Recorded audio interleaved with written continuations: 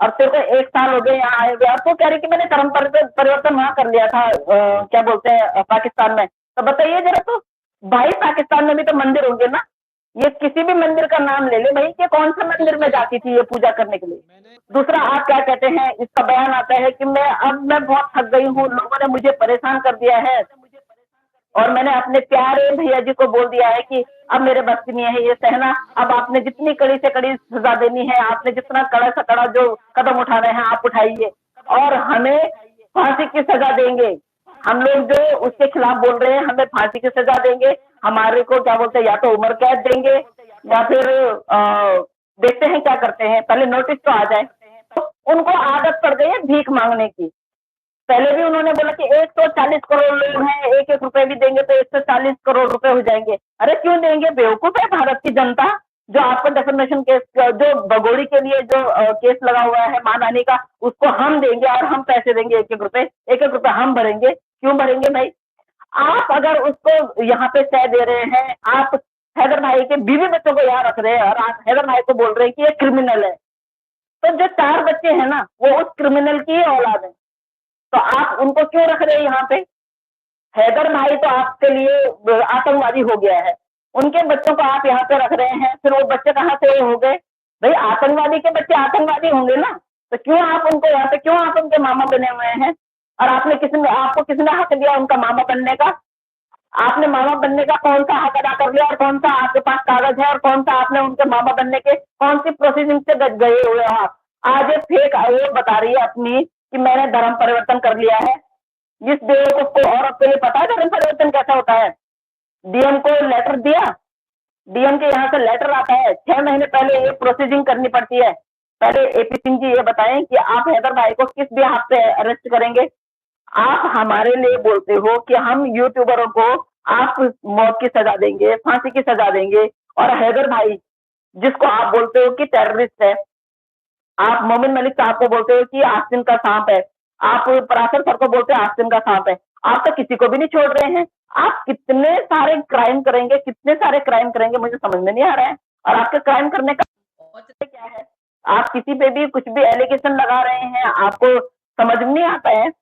आप एक कानून के रखवाले हैं, आपने कानून पढ़ा हुआ है, आपको समझ में नहीं आता है कि कानून के दायरे में रह के आपको बात करनी चाहिए। क्या वो कम था जब आपने निर्भया के केस में इतना सारा कुछ, इतना मसला खड़ा किया था कि ये भड़क जाए, और भड़कने के बाद ये कुछ ऐसी स्टेटमेंट दे दे कि जिसके बिहाफ पे हम आगे अगेंस्ट, इनके अगेंस्ट कुछ वो कर सकते हैं। लेकिन अंसार बरनी जी इतने भोले और इतने वो नहीं है।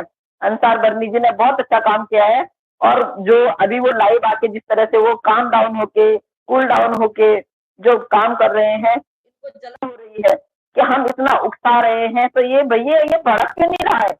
हम उकसा रहे हैं तो इसको भड़कना चाहिए भाई। क्यों भड़केंगे वो 10 तारीख को यहाँ आएंगे, 10 तारीख को तुम्हारी हालत खराब हो रही है।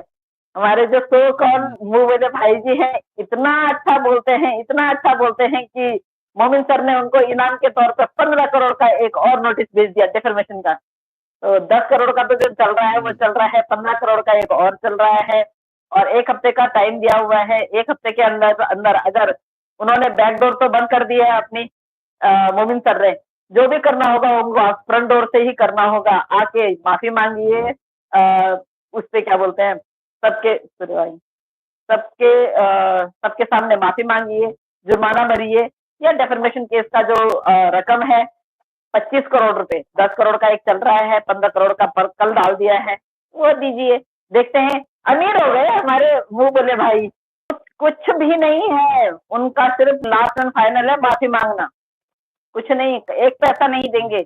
हाँ, जो माफी मांगेंगे वो बिल्कुल जिस सो कॉल चैनल पे जाके वो इस तरह के बयान देते हैं, उसी चैनल पे मोमिन मलिक साहब ने बोला है कि वहीं जाके आप सार्वजनिक वो मांगेंगे, माफी मांगेंगे। और बाकी जो उन्होंने देना होगा, लेना देना होगा, वो तब देखते हैं क्या देना है। वैसे उन्होंने बोला है कि भाई देखो, मैंने आपके लिए बैक डोर तो बंद कर दिया है, जो करना होगा आपको फ्रंट डोर से ही करना है। अब पहले मैंने आपको चांस दिया था कि आप आइए मुझसे बात करें, लेकिन हम एक बार फिर दोबारा से ये बोल रहे हैं कि देखो, मतलब आपका जो प्रोफेशन है उस प्रोफेशन में होता है बट आपको इतना भी गंदा और इतना भी गलत नहीं जाना चाहिए था। आपको थोड़ा-सा आगे आना चाहिए था और जिस तरह से आपने सीमा को इतनी सारी रियायतें दी, इतनी सारी जो आपने उसको वो दी, ये चीज़ सब नहीं करना चाहिए था आपको। आपने सोचा होगा कि मोमिन मलिक साहब जैसे आए गए जो 2-4 लोग आए थे, ऐसे ही होंगे। जब आपको पता चला कि काम होने वाला है और काम हो रहा है, उसके बाद आप भौचक्के हो गए। आप कुछ दिनों तक तो आपने बिल्कुल ही समाधि ले ली और जब आपने समाधि ली, तो हमें पता चला कि आपने समाधि के दौरान जो एक नॉवल लिखी है, उस नॉवल में आपने सीमा को डायवोर्सी भी कर दिया है, उसको यहाँ की नागरिकता दिलाने के लिए वो कर दिया है। आप ये लिखते हैं कि उसने एप्लीकेशन जो है वो गृह मंत्रालय में डाला है। सीमा हैदर कौन होती है हमारी गृह मंत्रालय में अपने लिए एप्लीकेशन डालने वाली?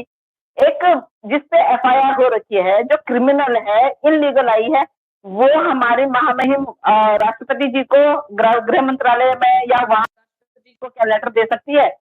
क्या कैसी बातें करते हैं एपी सिंह जी आप? कैसी बातें करते हैं? आप क्या हमें बच्चा समझते हैं कि छोटे-मोटे बच्चे हैं, हम लॉलीपॉप देंगे आप और हम बहल जाएँगे? भई हम लोगों को पता है कानून क्या है, आप या आपको नहीं पता है। आपने अगर कानून की पढ़ाई की है तो हम लोग भी कानून के उसमें चल रहे हैं। मुझे लगता है कि ये नौबत ना आए। देखिए, चाहे जैसे भी हैं, हमारे भाई हैं, हमारे हिंदुस्तान के हैं और हम चाहते भी नहीं है कि उनके जिस्म का कोई भी ऐसा अंग हो जो वो बेचना चाहें और बिके ना। हम बिल्कुल एपी सिंह जी के लिए ये भी नहीं चाहते हैं। हम एपी सिंह जी के लिए चाहते हैं कि देखिए, आपने जिस सो कॉल चैनल पे जाके इस तरह के बयानात दिए हैं हमारे खिलाफ, मोमिन साहब के खिलाफ, परासर सर के खिलाफ, तो आपको वहां जाके माफी मांगनी चाहिए और आपको फ्रंट डोर से जाके रास्ता करना चाहिए मोमिन मलिक साहब से। जिस तरह से मोमिन मलिक साहब ने बोला है कि बिल्कुल आपको आके हमसे बात करना चाहिए, तो आपको ज़रूर बात करना चाहिए क्योंकि बैकडोर आपके लिए बंद हो चुका है।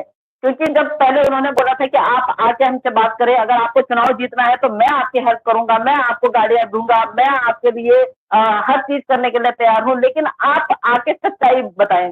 सच्चाई आपने बताई नहीं, आपने और इस केस को इतना उलझाया कि आज वो नौबत आ गई कि आज 25 करोड़ का डिफेमेशन का केस आपके ऊपर करा हुआ है।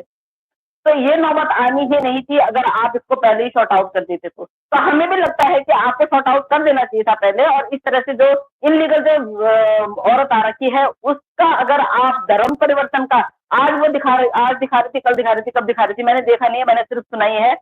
तो इस तरह से धर्म परिवर्तन नहीं हुआ है और धर्म परिवर्तन इस तरह से होता भी नहीं है। इस तरह से हाँ, इस तरह से धर्म परिवर्तन होता भी नहीं है।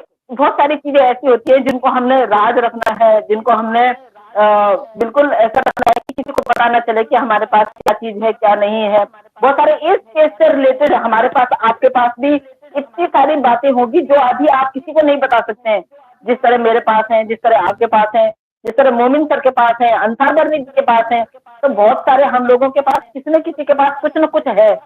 जितने सारे लोग इस केस से इंक्लूडेड हैं, सबके पास अपने अपने हिसाब से सबके पास अच्छे अच्छे हुए हैं कि हम इस केस को अगर हम इस केस का रुख बदल सकते हैं तो हमारे पास ये सारी बातें हैं।